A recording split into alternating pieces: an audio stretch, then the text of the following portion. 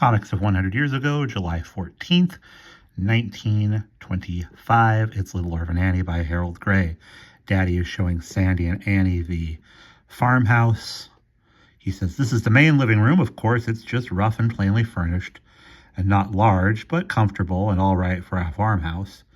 And we see a room that has 3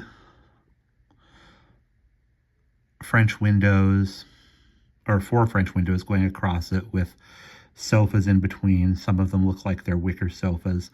There's a big table. There's a desk with 3 stuffed armchairs at it. There is a fireplace with 2 benches and 2 couches in front of it. The fireplace is big enough to get inside. There's a poof on the floor. There is a great big grandfather clock between 2 of the doors. I'm not positive they're doors. We don't know if we're on the ground floor or not. They might just be French windows. And then the ceiling has beams all across it.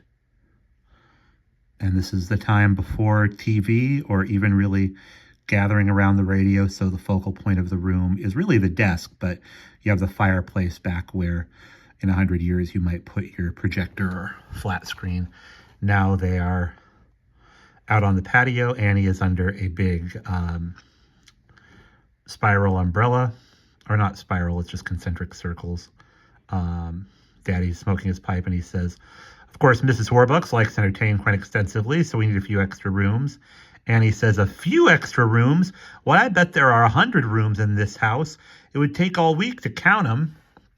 She stands in front of Daddy and says, "Why, supposing you were way at the other end of the house when they rung the bell for breakfast. You'd have to run like 60 to get to the table for supper, to the table in time for supper, I betcha."